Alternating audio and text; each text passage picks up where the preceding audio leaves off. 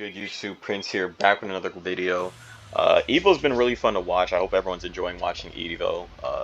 It's a lot of great matches and pools, and it's really fun, honestly.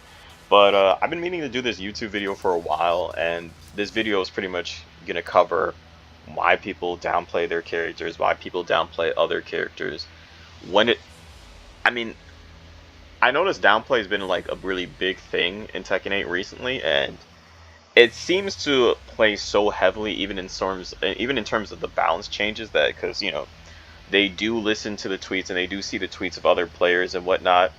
I mean, Harada did mention that they try and take the criticism in a sense where like they realize that maybe not everybody that's complaining about a particular topic or character might not be the most knowledgeable about what they're talking about.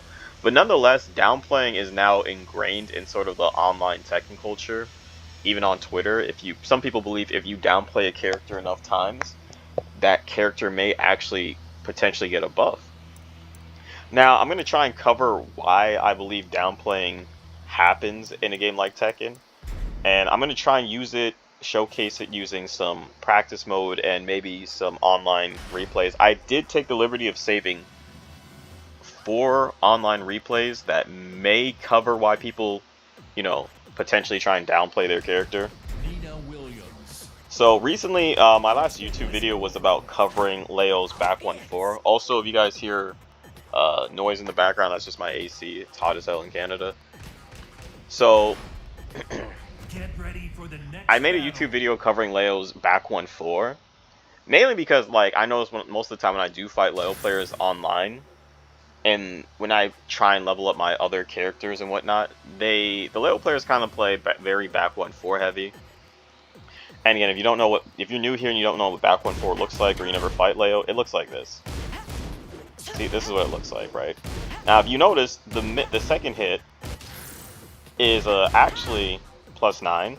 So this comes to in terms of where downplaying starts, and I believe also it stems from mainly the fact that a lot of people have low matchup knowledge.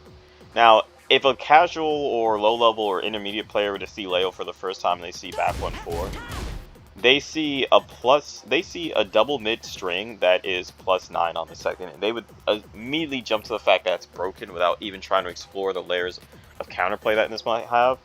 And in case you didn't see that video, the way you deal with this is block, sidestep left, punish. Block, sidestep left, launch. Block, sidestep left, punish. You know what I mean? You block back 1, sidestep left. Now, certain characters aren't able to actually sidestep left the second hit of the string, but there are other options, and I did cover it in my YouTube video, so if you guys are interested, you can actually go and look at that. But aside from that, I believe mainly what consists of players downplaying their character is the fact that Tekken is a hard to play game. Tekken is a very hard game. It's one of the hardest fighting games you could ever play, but not for the reason that other players might be telling you it is. It's a hard to play fighting game because it demands so much of you as a player just to even have decent defense in a game like this, right? A lot of people in terms of fighting games, they tend to over analyze and they try and put all their basket more into offense rather than investing in terms of defense. Because if you look at even high level player, or even online players, typically the person with a better defense is typically the person that wins most of the time. Like, I know there's this big take about does the defense stat matter in Tekken 8, and it does. It definitely does. My controller's a little busted right now, but whatever. It really does, because most of the time I find people that have defense around 90, like people that have like 90 plus defense, they're typically higher up on the leaderboards, and they typically win most of the time compared to other players with 55 defense or 60 defense. The defense stats does indicate a couple things. It's not just there for show. Your defense stats is a representation of your throw break percentage and how often or not you're comfortable in blocking. And a lot of players that don't know anything about matchups when they fight other characters, they're not comfortable being on defense, so they try and oppress their opponent with offense nonstop because they think the best defense is good offense, and there is some truth into that. So they try and overwhelm the player with a nonstop barrage of offense, but eventually everyone's going to have to block eventually. And when that happens, a lot of these players kind of fall flat. And for instance, if you were to fight Leo and you didn't know how to do a back 1-4, you'd think this character's top 5, right? Oh, Leo's top 5. Don't now. When season 2 did start, there actually was an issue where they made it so you couldn't step back 1-4. So yeah, she actually was top 5 when season 2 just started because you had to just eat +9 every time, and there's nothing you could really do about it. But yes, but now it's reverted back to how it was. But this is just a small example of why people can think characters are actually better than what they really are because they lack knowledge. That's the key word in this video. They lack knowledge on the character, which makes them tend to overinflate that character for either being better than what they really are, and their character for being worse than what they really are. And unfortunately, that is a thing that does happen a lot. Like, you know, offense is like so easy. Like, it's just so easy to just go in, you know, press buttons, you know, do stuff, all that. Yes, that's very easy, but defense is the main thing you guys want to worry about if you want to be able to reach those higher ranks or reach a higher level of competitive play, or even being able to hold your own against competitive players, or if you even want to be the best player. I don't know what most people's goals are when it comes to playing Tekken. I think people can play this game for fun, that's perfectly fine, but I find for most players, in order for them to have fun, they got to be at least somewhat competent at the game so they don't get steamrolled. So another reason why I think people downplay their characters is because when you play this game, like if you're a newer Tekken player and Tekken 8 is your first game, what tends to happen is and this goes for all fighting games, the first thing most players do is they find a gateway character. Now this is the roster currently for Tekken 8 as for the time where I'm uploading this video. This is what the roster looks like for Tekken 8, just for in case those people that might see this video maybe a year from now or 2 months from now. This is what the roster looks like right now. This is how many characters we have in the game. So if you're a newer player, let's say you might gravitate to whatever character you think looks cool and stuff like that. And your gateway character, for a lot of people, their gateway character ends up becoming their main character. But if you don't know, essentially a gateway character is a character you first pick up and experience the lens of the game through. You experience the lens of the game from that character's perspective and your perspective while playing the game. So right, it's two perspective. It's you and your character's perspective, but you don't really have that much knowledge about the game. So it's very easy for, like, I don't know, like maybe a new player jumps into this game, right? And maybe they, I don't know, what's a popular character? Well, apparently Asuka's popular these days, so we're gonna use Asuka as an example, right? Even though she's really strong in season 2, I think Asuka's, as a time of the recording of this video, I think Asuka's actually top 5, top 6 in this game, in my opinion. That's just my opinion. I think she's a really strong character, and I think most people would definitely agree. But if you're to pick up this game for the first time, you wouldn't really know what makes her so strong right off the bat, because again, you're experiencing the lens of the game from your gateway character, with which you have limited knowledge of the game in the first place. And a lot of people, most people that play Tekken or play fighting games, they don't really play a lot of characters. They maybe play 1 or 2 characters, and that's kind of it. It kind of just ends there. So their entire experience with the game is coming from just that lens of just those 1 or 2 characters. And when you're doing that, you're always focusing on what the other character is doing. Like, this character is so strong, I can't beat this string, I don't know how to deal with this. You're pressing the buttons, you're getting hit on counter hit all the time. You know, stuff's just not going your way, you don't know what to do. This character seems busted because you're lacking knowledge. When really you just need to lab and deepen your understanding about the game. And I think that's one of the reasons why it makes this game a very hard to make tier list for, because I made a season 1 tier list for this game. And to me, I thought it was very accurate, but when I make tier lists, I make it for high level play. And I put a lot of stuff into factoring what goes into the game. So if you're at an intermediate level or lower than intermediate level play, you might look at that and be like, nah, that can't be right. Why is a character like Kazuya this high on the tier list? Kazuya is so difficult, so hard, so honest, and I hate to break it to you guys, there's nothing honest about a 50-50 Vortex character. I'm sorry, I'm not trying to dunk on the Mishima fanboys or the Brian fanboys, but a lot of people have like this misconstrued notion of what honest is in a game like this. the closest characters most characters in this game are not honest. And if we have to be honest, the closest characters to being quote unquote honest would be the poking based characters. The characters that don't have a unseeable low that will knock you down or any type of stuff like that that you can react to. Those would be characters like Lee, actually. And a lot of people, for whatever reason, wouldn't consider Lee to be an honest character. And, you know, in fair regards, every character in this game has something cheesy about them or annoying or irritating in some regards. So that's perfectly fine. But saying that a Vortex 50/50 character is honest is very, I don't know, very misguided in my opinion. And I think a lot of the talking points and the thinking points, even from like content creators, kind of skews what people should be focusing on in this game.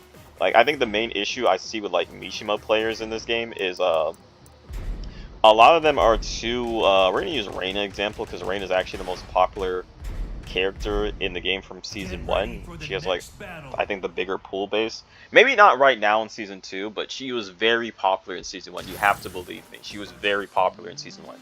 Everyone thought she was the coolest character in the game, right? Now, a lot of players, and I might make a separate video covering this, but a lot of people have this idea that execution and skill are closely related, and they're not. Execution and skill are two completely different things, right? And unfortunately for a lot of Mishima players, and even Brian players get thrown into that category too. A lot of Mishimas and Brian think that, like, execution is a part of fundamentals. No, execution is not a part of your fundamentals. Your fundamentals is movement, matchup knowledge, block punishment, like how often do you do the optimal punish on block, how often do you go for the optimal punish on whiff when your opponent whiffs, or how often do you even whiff punish in general when you create a situation for your opponent to whiff or your opponent makes a mistake and let's say they whiff a shoulder, like do you whiff punish, and when you whiff punish do you go for an optimal punish or is it subpar? Do you have good throw breaking percentage? Do you break like 90% of the throws that come at your way? Do you know when to step when you fight the character? Do you know which when you fight a certain character, like say Leo? Do you know which side you should step? Do you know if you should step left? Do you know if you should step to your character's right? Those things are really deeply ingrained in fundamentals, and even playing small Tekken when you're going for quick options like jab, down forward ones. You're going for quicker, safer pokes. You're not really trying to like overcommit, and you're actually using these safe moves as a way to explore and gather information on your opponent to see what they like to do when you toss out a safe move or what's their habits. All this correlates into fundamentals, all right? Execution is just another form of entry to deepen the damage you can get from opportunities, let's say, like a combo, for example, right? A combo can be a punish, you know what I mean? You whiff, your opponent whiffs and stuff, and you do a combo. Now, a lot of people think that Reina is a very hard to play character, and some people even have the perception that Reina is actually bad from Season 1 because her win-loss ratio was so low, and that pretty much stemmed from the fact that she was a very popular character, so because she was so popular, she was out there more. And most Tekken players are not proficient at the game, to put it lightly, to put it in a nice way. Most Tekken players are not very strong, or not even, most Tekken players are not strong at all when it comes to this game.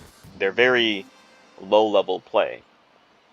So when you have a lot of low level players representing a character, it's going to lead to an inflated win-loss percentage. And it might give other people, I say it all the time, perception is everything. How you perceive things matters a lot for your foundation. So you might think that Reina is bad or that you're playing a harder to play character. And it's a coping mechanism that a lot of people use to justify their losses and just kind of pat themselves on the back even when they lose and be like, well, it's okay, I'm playing the harder character, my character takes more skill, my character has higher execution threshold, my character does this, when in reality all this mindset is just stopping a lot of Tekken players from getting better at the game because they're more so focused on what they think of the character rather than just getting better at the game. Like, the character is just the character. You as the player is the person piloting the character, alright? The character can only shine as strong as you are as as limited as you are as a player. Sorry, I can't talk. My bad. I should have probably, I don't know, drank some water before I did this video or something. So yeah, that is another reason why people downplay their characters. It's based more so on their perception and their lack of knowledge on the game. if we made all the high level players only play Reina and only high level players play Reina, Reina would have the highest win loss ratio in the game. She'd probably have like an 80% or 85% win loss ratio because we would only have the good players playing the game. Then we only had the bad players playing characters like, let's say, Alyssa. Then you might think that Alyssa is a bad character because she's losing a lot, right? But in reality, this character is pretty good. I think I messed up on electric there, but you get the point, right? Now, on to other aspects of the game. I also, if you're like somebody that's really trying to get better, I'd also say be careful who you listen to in this game because it does skew a lot of people's perceptions on what to do. Hold up, we're gonna actually go into some replays actually. Hold up. I think replays would be the best example to showcase what I'm saying.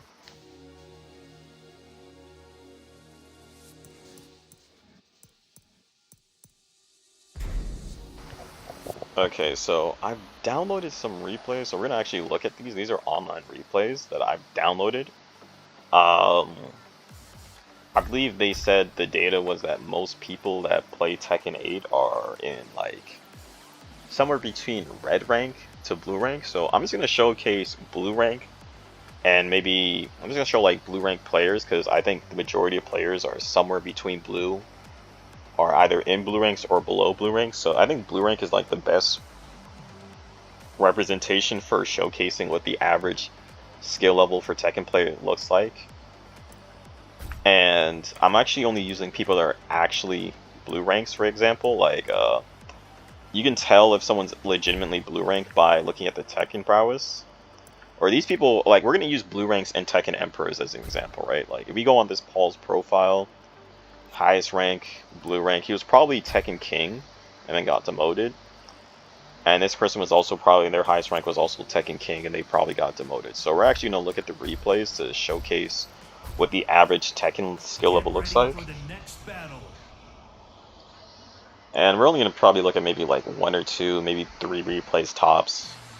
And we're just going to let the replay play out and we're going to see and comment on what they're doing right or what they're doing wrong. We're going to skip the intro. That's not really important, to be honest.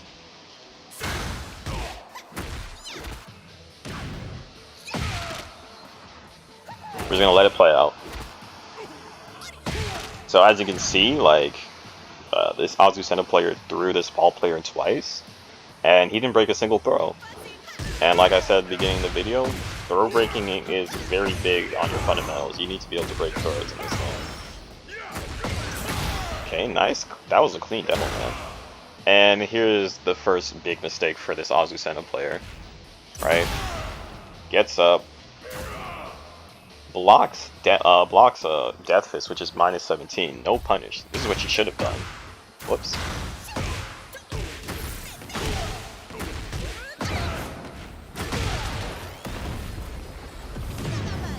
And then, you know, she would have been able to kill, heat dash, down back 3+4, and that she would have won the first round just like that, honestly.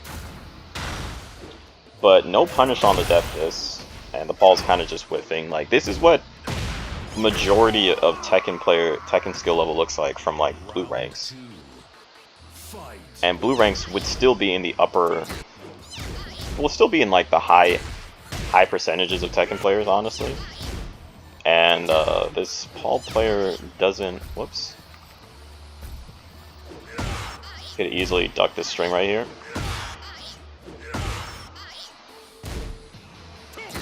So he doesn't really know. But he did take his turn though, so that's good. Azucena, this string's minus 12. Azucena doesn't punish. Instead she does down forward 2. Minus 13. The Paul player does punish. But that wasn't really even the optimal punish.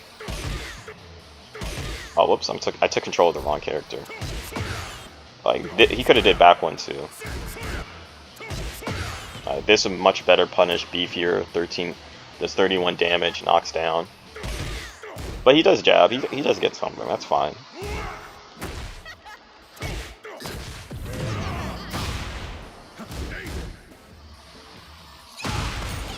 back two, nice. Okay, suboptimal combo, that's fine though. That's another thing, I don't really think this Paul's paying attention to that. Every time this Azucena is on like defense, he kind of defaults into down back 3+4. Like right here, he's +5. And then boom. Now sometimes you kind of want to just back off. Or if you know they're going to try and probably do something like that, you can sneak in a long range move or just back off. And let them just whiff. Or let them just do their panic option. This kind of goes for law players too when they do down 2-3. And then boom, you could, you know, just like that. Now the reason I showcase these replays is because a lot of people personalize their experience with the game with their character. So it's very easy to see stuff like something like this and be like, oh, this character's busted. When in reality, it's just you as a player is lacking the knowledge on what you're supposed to do against the character. Again, right here, we're gonna. This is -13 on block, and if you want something. Wait, does this jail now? Yeah, this jails now. In Season 1, you used to be able to duck the second hit, but it jails now like Hallong's down 4, so the best punish would have been back 1-2 for this ball player. And it's very important to take the punish because it's just guaranteed damage, right? He goes for the knee, which is a pretty good move. It's only -2 on block, so you can step afterwards. And again, no throw break. I don't think the Paul players broke a single throw.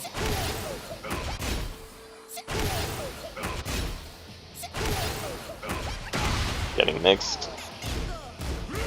Wrong punish.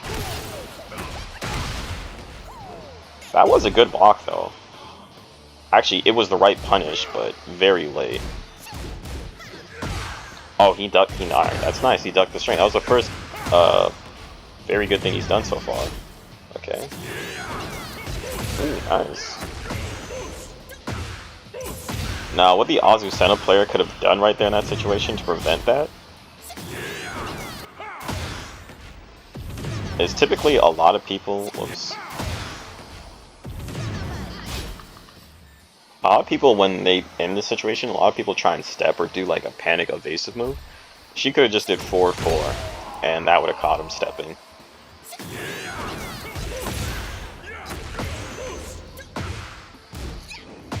Nice stuck on the down 2-3, but again, you want to do the optimal punish every time. You know what I mean? Like, now with this much health, and the fact that there's a stage interaction right there, he actually could have maybe killed in this scenario by doing Death Fist, triggering. Okay, I'm not about to go into that, but he could have ducked while standing 2. Death Fist would probably trigger the stage interaction, and then combo into Rage Art and then kill or something. And this Azucena is not really punishing him much hop kicks. Nice. Good. I like that. Nice. No duck on a down 2-3. I think he tried to. Maybe it was a laggy match. Replays don't really show us the ping.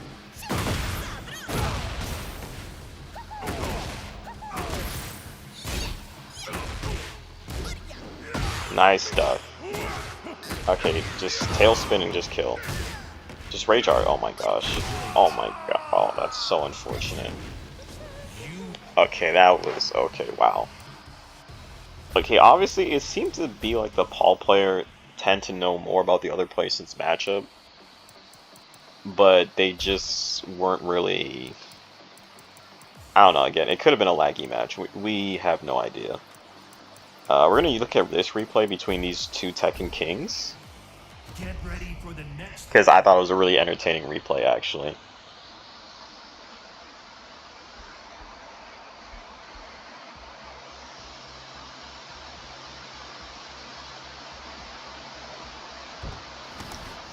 Okay, we're gonna skip the, yeah, that's not, whoops. Oops. Okay, the first thing I noticed immediately, this is Lily's down back 3+4. You should not be getting hit with this move. This move is 24 to 25 startup frames. It's really slow and super reactable, so I'm not really sure why he got hit by that. And then after he got hit by it, he got hit on counter hit, mashing, pressing buttons again. I'm showing these replays to show you guys what like the average Tekken player's skill level looks like, and most people are probably even below this actually. So just gonna block this, boom.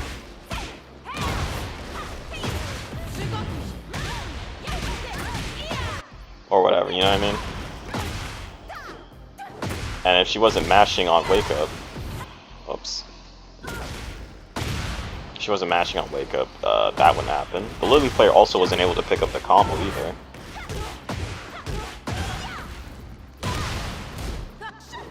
Okay, I do like that he was at least able to react to the back turn down 3+4. But very weak punish, honestly.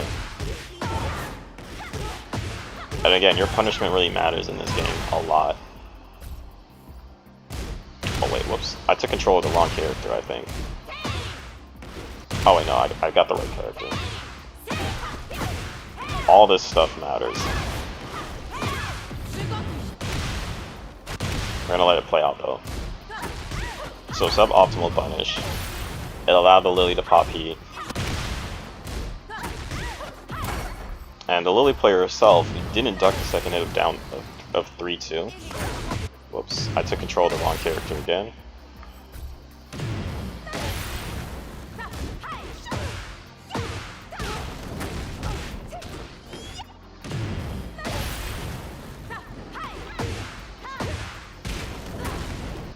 Okay, well, this would have killed. This angle at the wall is weird, but yeah.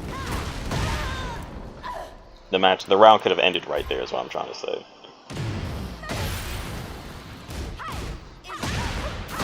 And then, see, this is very weird, right? She goes into heat. Lydia does 3-2, right?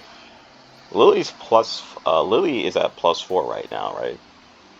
But she chooses to, instead of making better use of her plus frame, she chooses to do like a very slow startup move option, right? And gets hit on counter hit by Lydia doing down 4-2. Nice break on the 1+2 grab. Bad combo, but it's okay. Now, when you block these get up kick, these spring kicks from this range, from like this range right here, -23. All Lily has to do is hop kick and she wins. But she jabs. She does punish, but it was a suboptimal punish. Nice.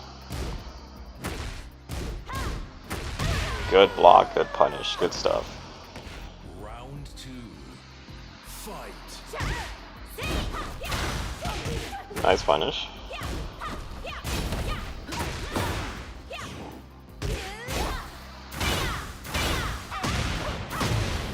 And again, she tried to challenge with a very slow move. Nice Matterhorn though. Alright, nice combo.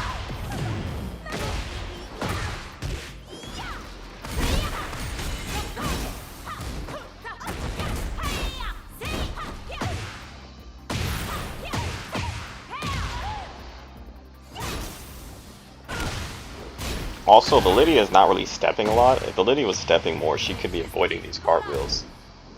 And she panics with Rage Art. Now again, I'm not really showing these replays to like talk bad about any players. I'm just trying to give people an understanding what like regular Tekken level looks like, or the average Tekken player's skill level looks like.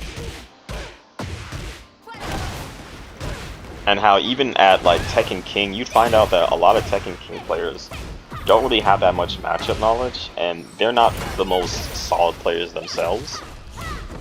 So when people downplay characters, I think people need to like take into consideration like where they're at in the game, and maybe they just might not be as good as what they say they are.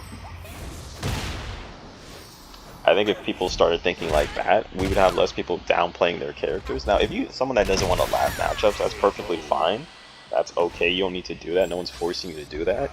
But it becomes problematic when people start like speaking as if their opinion is law when it's strictly just an opinion, because it does influence not only the online space of the game, but also influences how developers interact with the game. And a lot of these changes for people saying a lot of characters need buffs is kind of ruining the game, because when Season 2 just came out, a lot of characters were busted, and you know, Jack had an infinite off string and stuff like that. So we're just gonna look at one more replay real quick. We're gonna look at this. Either this one. I chose these ones specifically because both these ones are like 3-0s. We're gonna look at this replay. I'm gonna show you guys. I'm gonna show you guys. Okay, 55 defense. This Kazuya player, 91 defense. So I think based on like the defensive stats, I think it's very obvious who's winning this match. Get ready for the next battle.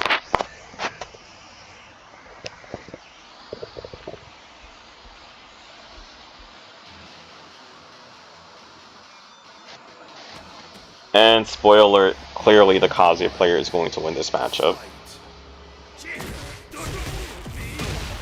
Now here's the first thing I noticed, right? And this gave a lot of info. Kazuya does down back 4, +4 on hit. So Kazuya's at +4. The Dragunov player immediately does 2-1. Immediately. And then Power Crush. Now, it worked because the Kazuya player went for an electric, and he got hit on counter hit. Nice punish on down 2. That was the correct punish. Down 2 is minus 13. Also, side note right here, for the people that play against Dragunov, this string right here, you can actually interrupt the second hit with a jab. You can 1-1-2 it with the Mishimas, or you can actually use a Kazuya as a punch parry. It's kind of hard to time though. Actually, I don't think Kazuya can. But you can actually interrupt the second hit with a 10 frame. So you can block the first hit, and then 1-1-2 the second hit. You don't actually have to take it. And if you have a good punch parry, you can punch parry the second hit. Anyway, we're gonna let that play out. So let's break down the interaction here. Dragunov is -3 here, so he's safe. Kazuya is +3. Kazuya jab checks him, and the Dragunov immediately tried to throw right after, which was very weird. If he was going to do anything afterwards, he could have stepped to Kazuya's weak side. You know what I mean?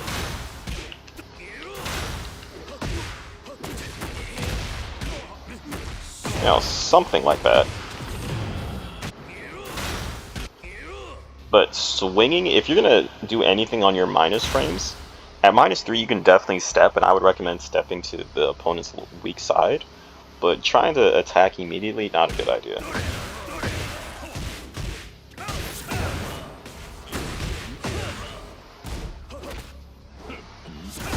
Nice throw break. Another nice throw break on the Kazuya. And down forward 1-2 takes it. Now, some people might look at this and think that, oh, Dragunov is so weak. But it's not that Dragunov is weak, it's just that the person piloting Kazuya is just a better player. And obviously you can tell from the way this Kazuya player, I think this Kazuya player realizes he doesn't have much matchup knowledge. That down forward 2 was actually an electric input. Obviously, because this is -16, he just messed up and got down forward 2. And Kazuya's doing back 2-4. Wait, hold on, let me see. Back 2-4. Yeah, back 2-4.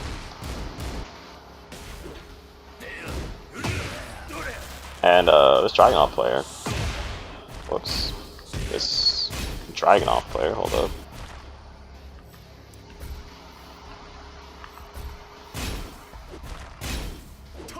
He could just duck the second hit back 2-4. Because that's all he's doing. And then he does it again, right? Back 2-4, back 2-4.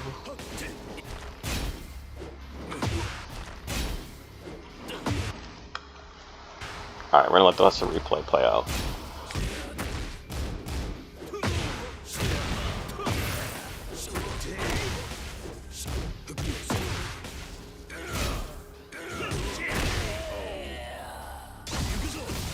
Round 3. Fight. You lose.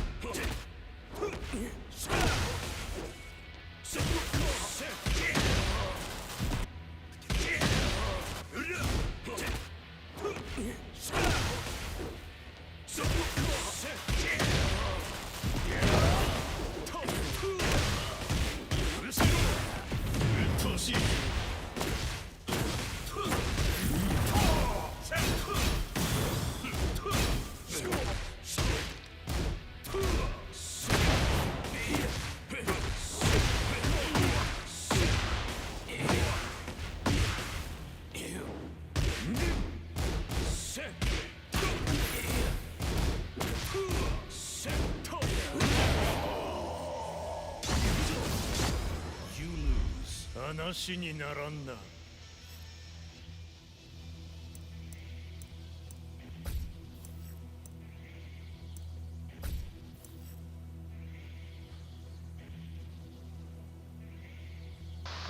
And as you can see, the Kazu player wins, but didn't really have anything to do with the characters. More so, the better player won. So that's pretty much it for the end of the video. If there's anything to really take from this, is that